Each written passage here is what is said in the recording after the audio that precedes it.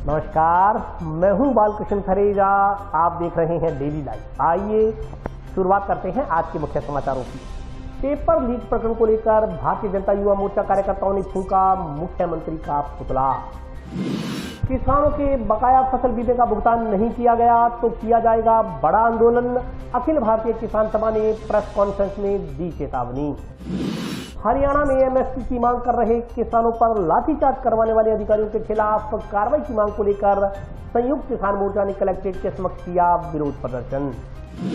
सरसों की खरीद समर्थन मूल्य पर किए जाने तथा किसानों को बारदाना उपलब्ध करवाने की मांग को लेकर भाजपा ने जिला कलेक्टर को सौंपा ज्ञापन।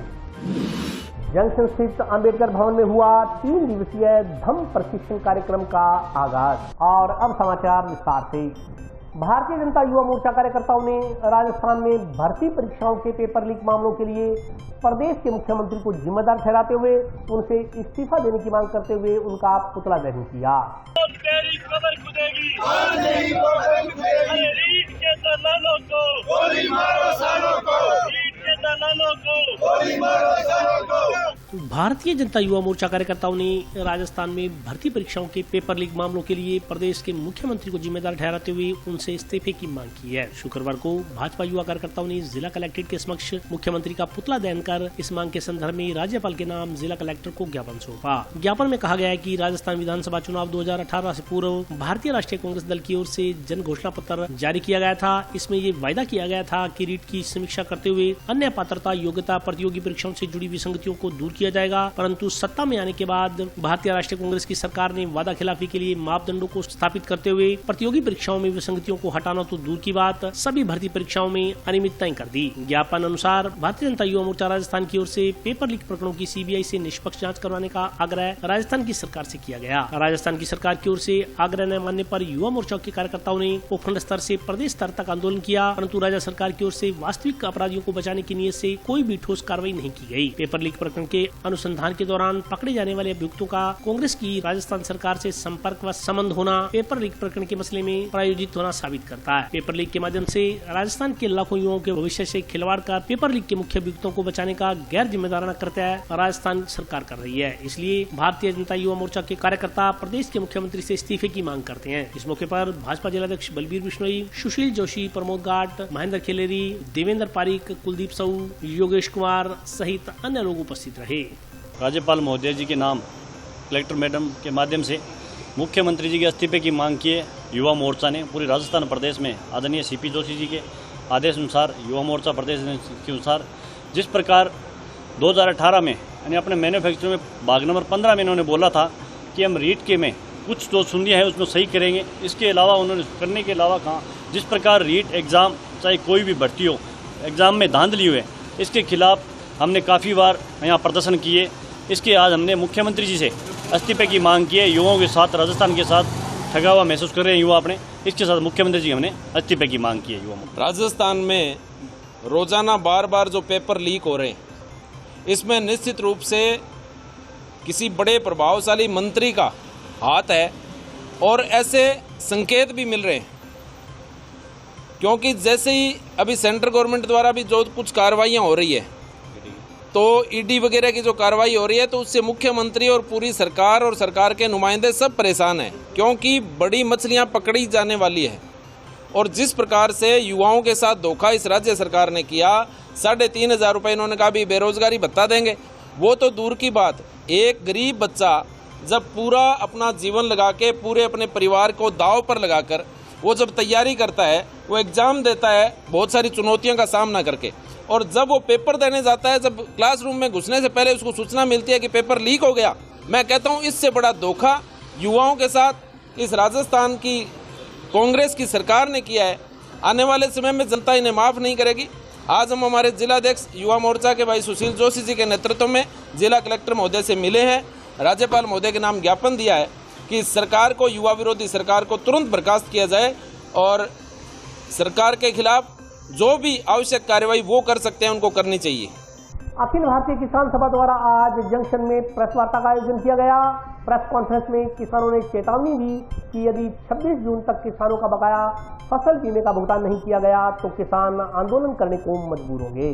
किसानों की बकाया फसल बीमा दिए जाने की मांग को लेकर किसानों ने जिला कलेक्टर को ज्ञापन सौंपा। ज्ञापन सौंपने के बाद भारतीय किसान सभा द्वारा एक प्रेस कॉन्फ्रेंस का आयोजन किया गया। प्रेस कॉन्फ्रेंस में बोलते हुए जिला महासचिव मंगेश चौधरी ने कहा कि खरीफ फसल 2022 में सिर्फ 87 करोड़ रुपए बीमा कंपनी रेवड़ी की तरह बांटकर खुश है, लेकिन किसानों का 400 करोड़ रुपए के आसपास क्लेम बनता है। 53 ऐसे पटवार मंडल है जिसमें बीमा कंपनी ने आपत्ति लगा रखी है। किसानों की मांग है कि कंपनी की आपत्ति हटाकर संपूर्ण क्लेम जारी किया जाए। उन्होंने कहा कि अभी रबी 2022-23 में 60 पटवार मंडलों में कंपनी की ओर से लगाई गई आपत्ति भी हटाई जाए। इसके साथ जो बाउंस क्लेम है वह भी किसानों को जारी किए जाए। उन्होंने कहा कि जिन किसानों की मृत्यु हो चुकी है उनके वारिसों को क्लेम राशि जारी की जाए। उन्होंने चेतावनी दी कि यदि बीमा कंपनियों ने बीमा देने में आनाकानी की तो किसान आंदोलनात्मक कदम उठाने को मजबूर होंगे। मंगेश चौधरी ने कहा कि बकाया फसल बीमा क्लेम को लेकर किसान सभा की ओर से पिछले दिनों धरना लगाया गया था। जिले में बैंक की गलती मानते हुए 4450 पॉलिसी रिजेक्ट की गई है, जिससे किसानों को नुकसान हो रहा है। पत्रकार वार्ता में उन्होंने कहा कि अगर किसानों का बकाया फसल बीमा क्लेम शीघ्र अतिशीघ्र नहीं जारी किया गया तो किसानों की ओर से 26 जून को नोहर उपखंड कार्यालय के समक्ष बेमियादी महापड़ाव डाला जाएगा। उन्होंने कहा कि फैसला बैंक, बीमा कंपनी या किसी अन्य के खिलाफ जाए, किसान प्रशासनिक कार्यालय के आगे ही अपना धरना प्रदर्शन करेंगे। अगर 26 जून तक किसानों का क्लेम जारी नहीं हुआ तो आगामी दिनों में राजस्थान के मुख्यमंत्री के जिले के दौरे के दौरान किसान उनका विरोध करेंगे। 10,000 पॉलिसियों में हमें एक महीने में यानी आज के दिन तक पेमेंट डाल देंगे, लेकिन एक भी खाते में एक भी रुपया नहीं डाला। आज जो कंपनी ने रिपोर्ट दी है वो दी है कि 4450 काश्तकारों की पॉलिसियों को हमने रिजेक्ट कर दिया है। 3687 पॉलिसियां हमने अप्रूव की है और 5364 पॉलिसियां आज भी पेंडिंग। इसका मतलब ये हो गया कि 4450 जो पॉलिसियां रिजेक्ट की है वो सब इन्होंने बैंकों की गलती मानते हुए रिजेक्ट की है। आज पीएनबी बैंक की तमाम पॉलिसियां थी, वो पीएनबी बैंक के जिले के अफसर, बीमा कंपनी और कलेक्टर की अध्यक्षता में जो बैठक भी अभी तक इस सिरे पर नहीं पहुंच पाई कलेक्टर मैडम भी कि इनमें से गलत या बैंक है या कंपनी है। असल में किसान की केसीसी के मामले में कहीं भी गलती नहीं होती। ये बात जरूर कलेक्टर ने, कंपनी ने और बैंक ने तीनों ने स्वीकार की है, लेकिन अभी तक ये तय नहीं कर पाए कि इसमें गलत कौन है। अभी 7 दिन का समय कलेक्टर ने मांगा है। 7 दिन के समय के अंदर उनका कहना ये है कि 7 दिन के अंदर हम फैसला कर देंगे कि ये जो पैसा है वो कौन देगा। हमारा कहना ये कि 4450 पॉलिसियों का 38 करोड़ रुपया बढ़ता है, जिसको जुड़ाने का कार्यक्रम। कोई घनी दोरी नहीं है जिले का, कोई बोलने वाला नहीं। 13,000 पॉलिसियां बीमा कंपनी ने मनमर्जी करके उनको रोक दिया, कुछ को रिजेक्ट कर दिया, कुछ को अभी भी पेंडिंग। 2021 का मामला है, आज 2023 चल रही है। 13,000 पॉलिसियों का मतलब ये होता है 100 करोड़ रुपया।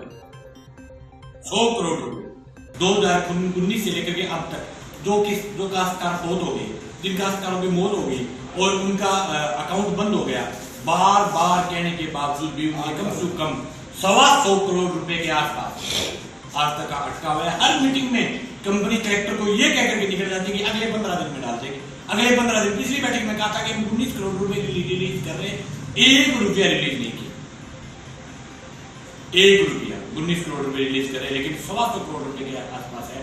हर साल सैकड़ों किसानों की मौत होती है और उनके कारण उनका खाता आधार कार्ड से लिंक होता है। जैसे ही वो जाकर के मृत्यु प्रमाण पत्र बनवाता है, इनके पास रिपोर्ट आ जाती है, ये तुरंत उस खाते को सीज कर देते हैं, अपनी तरफ से उसमें पैसा डालते नहीं। किसान जाकर के दूसरा अगर अकाउंट देकर के आए, दूसरा अकाउंट, तो बार बार चक्कर लगवाते हैं। हमारे नोर में 2 दिन कैंप भी लगवाया, हमारी वार्ताओं में 10 बार इन्होंने लिखित में दे दिया कि हम अगले दिनों डालेंगे।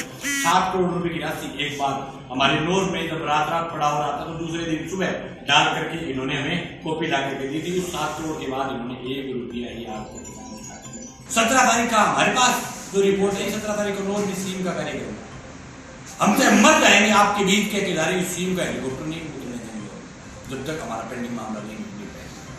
26 का पड़ाव का तो बाद में कार्यक्रम, जिसी दिन सीम का कार्यक्रम बढ़ेगा उसी दिन लग जाएंगे। कोई भी सूरत में सीम को नहीं उतरने देंगे, क्योंकि इसमें स्टेट गवर्नमेंट की भी प्योरली फेल्योर है कि आपका अगर अधिकारी कहना नहीं माने, आपका कलेक्टर का बीमा कंपनी कहना नहीं माने, बीमा कंपनी का कलेक्टर कहना नहीं माने, इससे बड़ी फेल्योर क्या होगी।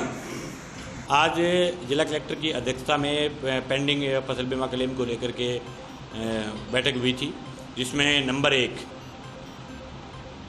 रबी 2021 के अंदर 13,000 पॉलिसियाँ जांच के लिए रखी थी कंपनी ने, जिसमें से 4450 पीएनबी बैंक की पॉलिसियों को रिजेक्ट कर दिया गया है। उनके लिए हमारी बैठक थी कि उसके अंदर या बैंक दे या बीमा कंपनी दे। कलेक्टर निर्धारित करके एक से पैसे दिलवाए। 5500 कुछ पॉलिसी हैं जो अभी भी अप्रूवल नहीं हुई है और 3600 ऐसी पॉलिसी हैं जिनको इन्होंने अप्रूवल कर दिया लेकिन उनका पेमेंट नहीं डाला है। ये जो 2021 रबी का मामला है, 2022 रबी के अंदर सिर्फ 87 करोड़ रुपए जिले में रेवड़ी की तरह बांट करके बीमा कंपनी खुश है, लेकिन हमारा जिले का कम से कम 400 करोड़ रुपए के आसपास क्लेम बढ़ना चाहिए था। 53 ऐसे पटवार मंडल है जिनके अंदर कंपनी ने ऑब्जेक्शन लगा रखा है। हमारा ये निवेदन है कि ऑब्जेक्शन हटाते हुए संपूर्ण क्लेम जल्द से जल्द किसानों के खातों में डाला जाए। इसके साथ साथ अभी पिछले दिनों जो रबी 2022-23 जिसके फसल कटाई प्रयोग हुए उसके अंदर 60 पटवार मंडलों के अंदर कंपनी ने ऑब्जेक्शन लगाए है। उस ऑब्जेक्शन को तुरंत रूप से कंपनी हटाए। इसके साथ साथ जो बाउंस क्लेम है उसको जल्द से जल्द किसानों के खातों में जो है वो डाला जाए। जो किसान है फोत हो गए, जो मर्द किसान है, उनका पैसा भी किसानों के खातों में डाला जाए। इन तमाम मुद्दों को लेकर के कलेक्टर के यहाँ बैठक हुई थी। बैठक में कलेक्टर ने 7 दिन का टाइम मांगा है कि हमें जो पॉलिसियाँ जो रिजेक्ट की है उनके मामले में हम 7 दिन में फैसला कर देंगे कि कौन आपको पैसे देगा। हमारा ये निवेदन है कि अगले 7 दिन में फैसला करें। हमने इनको 15 दिन का टाइम दे दिया। 26 तारीख को नौर उपखंड कार्यालय में, वो उपखंड कार्यालय का इसलिए रखा है कि वो न तो बैंक की जगह है न वो बीमा कंपनी की जगह, प्रशासन की जगह है और उससे पहले पता नहीं फैसला किसके खिलाफ आए, किसके पक्ष में है।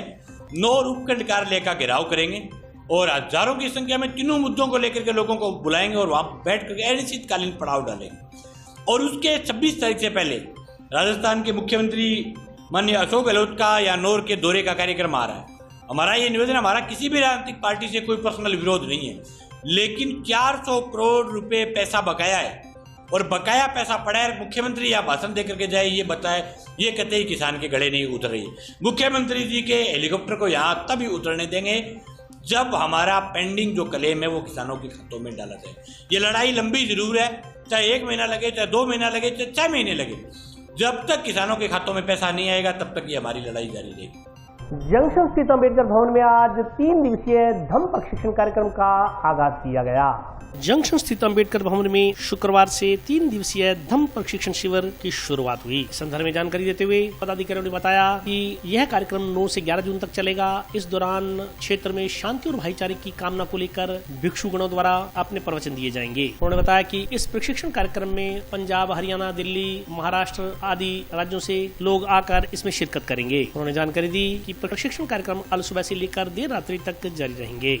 यह राष्ट्रीय धम्म प्रशिक्षण शिविर डॉक्टर अंबेडकर भवन हनुमानगढ़ में होने जा रहा है। इस शिविर के जो मुख्य धम्म प्रशिक्षक हैं हमारे पूज्य भदंत धम्म सारथी जी हैं, जिन्होंने मुझे अन्नागारी की दीक्षा भी दी और इसके अलावा भिक्षु धम्म स्वरूप वीरियो जी भी इसमें प्रशिक्षण देंगे। और इसका जो मकसद ये है कि इस क्षेत्र में शांति, भाईचारा और इस राष्ट्र में एकता और अखंडता स्थापित हो, यही इसका उद्देश्य है। इस प्रशिक्षण में उत्तर प्रदेश, हरियाणा, पंजाब, दिल्ली, महाराष्ट्र और राजस्थान से लोग आ रहे हैं।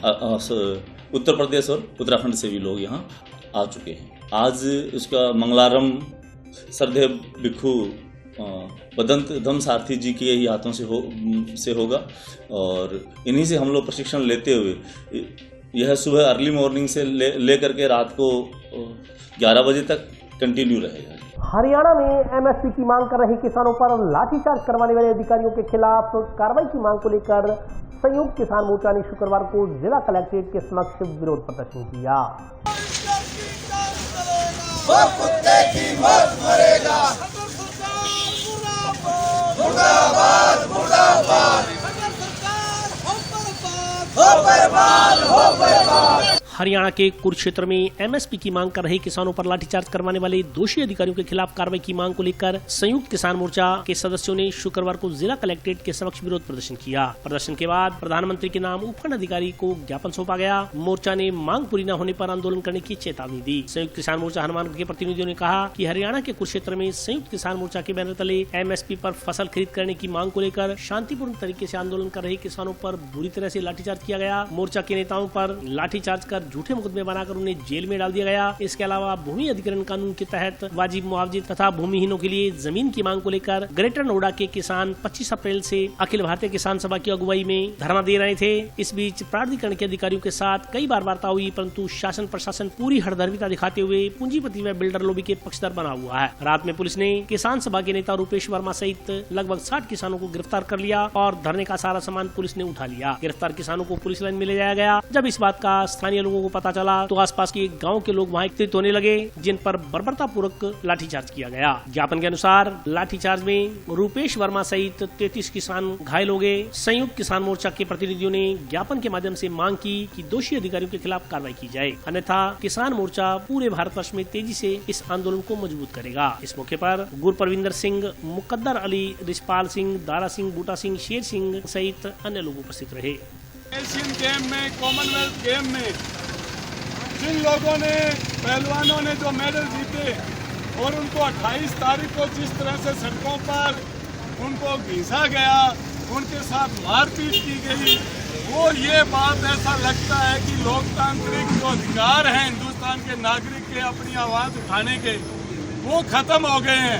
आज दिल्ली के अंदर चाहे वो पुरानी संसद है, चाहे वो इंडिया गेट है, नया संसद भवन है, जंतर मंतर है, रामलीला मैदान है, कहीं भी कोई भी व्यक्ति अपनी मांगों को लेकर आंदोलन नहीं कर सकता है, धरना नहीं दे सकता है, अपनी आवाज़ नहीं उठा सकता है, सबको खत्म कर दिया है। जैसा कि हम सभी ने देखा है कि 4 दिन पहले जो किसान थे एमएसपी की मांग कर रहे थे, और मांग भी क्यों कर रहे थे, क्योंकि हमारे देश के प्रधानमंत्री ने बोल रखा है कि एमएसपी मिल रही है और मिलती रहेगी। और जिन फसलों पे एमएसपी तय की है वो किसानों ने नहीं की, वो सरकार ने की है। और सरकार कह रही है कि हम एमएसपी दे रहे हैं, लेकिन सरकार सिर्फ अखबारों में और माइक के ऊपर ही बोल रही है कि हम एमएसपी दे रहे हैं। हकीकत में किसानों को एमएसपी नहीं मिल रही है। उस एमएसपी की मांग को लेकर किसान नेता गुरनाम सिंह चड़ूनी के नेतृत्व में किसानों ने लोकतांत्रिक तरीके से प्रदर्शन किया, लेकिन सरकार ने बर्बरतापूर्वक किसानों पर लाठियां बरसाई, जिसमें एक किसान शहीद हो गया। बड़े दुख की बात है कि मीडिया भी उसको नहीं दिखा रहा है। आज उसी के विरोध में उनको न्याय मिले, किसानों पे जो केस हैं वापस लिए जाएं और किसानों को रिहा किया जाए, इस संबंध में प्रधानमंत्री के नाम कलेक्टर महोदय को ज्ञापन सौंपा गया। और अभी वक्त ब्रेक का, हाजिर होता हूँ छोटे से ब्रेक के बाद।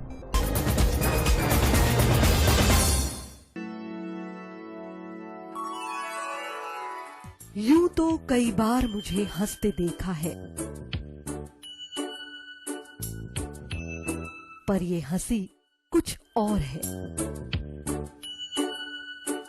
ये गहना मुझ पर जचता है, पर ये महज एक गहना नहीं, ये रूपरेखा है मेरे मन की, हंसती खिलखिलाती लहरों की, जो आतुर थी अब तक मुझ पर सजने को।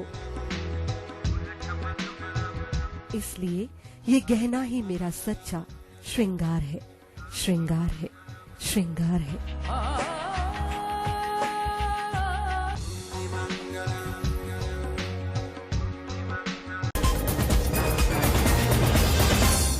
ब्रेक के बाद स्वागत है। आइए नजर डालते हैं अगले समाचारों पर। किसान प्रतिनिधि आज उस समय नाराज हो गए जब पुलिसकर्मियों ने एक साथ सभी किसानों को कलेक्टर के चैम्बर में जाने से रोक दिया। इससे नाराज किसान प्रतिनिधियों ने जिला कलेक्ट्रेट के चैम्बर के बाहर दीवार पर ज्ञापन चस्पा कर दिया। सरसों खरीद के लिए बारदाना उपलब्ध करवाने की मांग को लेकर शुक्रवार को संयुक्त किसान मोर्चा हनुमानगढ़ के बैनर तले जिला कलेक्टर को ज्ञापन सौंपने पहुंचे किसान प्रतिनिधि उस समय नाराज हो गए जब पुलिसकर्मियों ने एक साथ सभी किसानों को कलेक्टर के चैम्बर में जाने से रोक दिया। इससे नाराज किसान प्रतिनिधियों ने जिला कलेक्टर के चैम्बर के बाहर दीवार पर ज्ञापन को चस्पा कर दिया। हालांकि बाद में किसान प्रतिनिधियों ने जिला कलेक्टर से मुलाकात कर उन्हें मांग पत्र सौंप दिया। उन्होंने चेतावनी दी कि यदि सोमवार से पहले बारदाना नहीं पहुंचा तो सोमवार को जिला कलेक्ट्रेट का घेराव किया जाएगा। भारतीय किसान यूनियन के किसानों ने कहा कि जब से सरसों की फसल पककर बाजार में आई है तभी से किसान परेशान हो रहे हैं। पहले देरी से खरीद शुरू हुई, फिर ऑनलाइन रजिस्ट्रेशन में दिक्कतों का सामना करना पड़ा, फिर सरसों की सरकारी खरीद बारदाना न होने की वजह से नहीं हो पा रही। इससे किसानों को मजबूरी में 1000 से 1500 रुपए प्रति क्विंटल सरसों की फसल को कम रेटों में बेचना पड़ रहा है। इसकी वजह से किसान दिनों दिन कर्ज में दब रहे हैं। उन्होंने कहा कि करीब एक सप्ताह पहले जिला कलेक्टर से मुलाकात की थी। जिला कलेक्टर ने 24 घंटे में बारदाना उपलब्ध करवाने का वायदा किया था, लेकिन अभी तक बारदाना नहीं पहुंचा है। अब फिर 1-2 दिन में बारदाना पहुंचने का आश्वासन दिया जा रहा है। अब भी अगर बारदाना नहीं पहुंचा तो किसान बड़ा प्रदर्शन करने को मजबूर होंगे। उन्होंने कहा कि उन्हें अपना मांग पत्र दीवार पर चस्पा करना पड़ा है, क्योंकि 7-8 किसानों को एक साथ जिला कलेक्टर से मिलने नहीं दिया गया, लेकिन वे किसान ही थे, न कि कोई उग्रवादी। उन्होंने कलेक्ट्रेट में मौजूद पुलिस कर्मियों से कहा कि 7-8 किसान जिला कलेक्टर से मुलाकात करेंगे, लेकिन उन्होंने सभी किसानों को एक साथ कलेक्टर के चैम्बर में जाने से रोक दिया। इस मौके पर बलदेव सिंह, ओम स्वामी, रेशम सिंह सहित कई किसान मौजूद रहे। ये सरसों की सरकारी खरीद का मामला था और जब हम सरसों की मार्केट में लेके आए थे तब भी हमें मार्केट कमेटी के ऑफिस के अंदर ढेरी करके और 1 महीने तक धरना लगातार चला, तब जाके तो सरकार ने खरीद शुरू की और 25 क्विंटल ली कई दिन, फिर इसको बढ़ाकर 40 क्विंटल करवाया संघर्ष करके। और संघर्ष के दौरान अब जो किसान ने रजिस्ट्रेशन करवाया है, जिसने अपना गेहूँ रखा है, वो रजिस्ट्रेशन करवाने के बाद में यहाँ किसान के पास मैसेज नहीं आ रहा है। किसान का अभी सरसों पड़ा है, उसने केसीसी भरनी है, अपना काम करना है, लेकिन ये प्रशासन को अभी तक ये सुनने में आ रहा है कि ये आज 8-10 दिन से तो बारदाना नहीं है, जिससे किसान परेशान हो रहा है। अगर 2 दिन के अंदर बारदाना नहीं आएगा तो सोमवार को कलेक्टर के ऑफिस गेट का घेराव किया जाएगा और तमाम किसान हम यहाँ पहुँचेंगे। सरसों की खरीद समर्थन मूल्य पर किए जाने तथा किसानों को बारदाना उपलब्ध करवाने की मांग को लेकर भारतीय जनता पार्टी ने आज जिला कलेक्टर को ज्ञापन सौंपा। सरसों की सरकारी खरीद शुरू किए जाने की मांग को लेकर भारतीय जनता पार्टी ने आज जिला कलेक्टर को ज्ञापन सौंपा। इस मौके पर जिलाध्यक्ष बलबीर बिश्नोई ने बताया कि जिला कलेक्टर से हुई वार्ता में जिला कलेक्टर ने आश्वस्त किया शीघ्र ही पूरा बारदाना पूरे जिले में उपलब्ध हो जाएगा।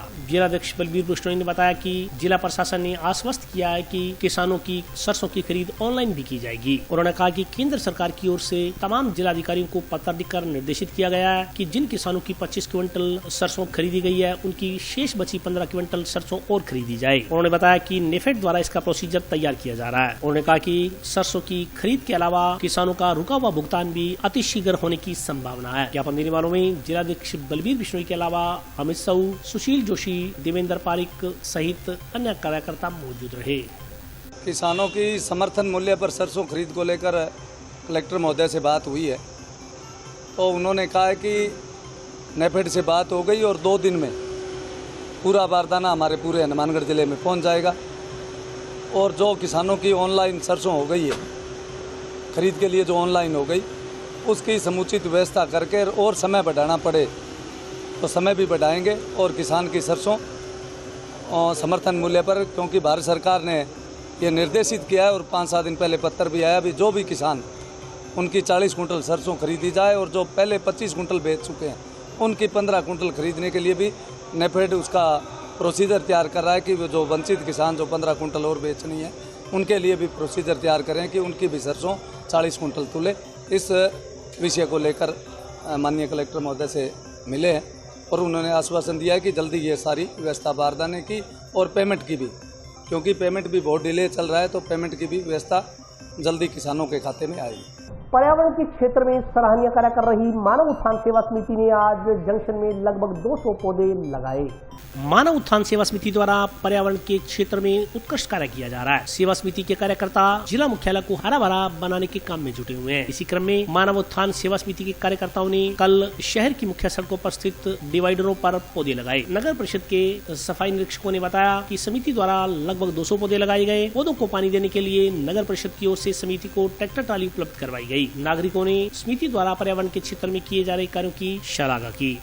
जी, मानव सेवा उत्थान समिति द्वारा हनुमानगढ़ में डिवाइडर पर कल दिनांक 8/6 को 200 पौधे लगाए और आज सुबह 20 डिवाइडरों पे ट्री गार्ड लगाए और इनका प्रयास बहुत अच्छा है, जिससे भी हनुमानगढ़ हरा भरा रहे। नए नगर परिषद द्वारा ये सहयोग किया गया है, इनको पौधों में पानी डालने के लिए ट्रैक्टर दिया गया है और हमेशा इनके साथ सहयोग में रहेगा। मानव उत्पादन सेवा समिति लादू सिंह जी भाटी के नेतृत्व के अंदर हनुमानगढ़ को हरा भरा करने के लिए पर्यावरण को देखते हुए बहुत अच्छा काम कर रही है। कल इन्होंने मिलकर इनकी टीम ने 200 पौधे लगाए, आज 20 ट्री गार्ड लगाए हैं। नगर परिषद सेव इनके तट पे रहती है, ये हमसे शौक, इनका शौक चलता रहता है। पानी की ज़रूरत हो तो इनको ट्रैक्टर दे रखा है, टैंकर है इनके पास, हमारे पास भी साधन होता है। हमारे प्रभारी प्रेमलता जी, जगदीश जी, ये भी समय समय पर संभालते रहते हैं, नगर परिषद से भी पानी डलवाते रहते हैं। शहर को हरा भरा करने के लिए नगर परिषद तट पे रहेगी। और आज के लिए बस इतना ही, कल फिर हाजिर होता हूँ नए समाचारों के साथ, तब तक के लिए नमस्कार।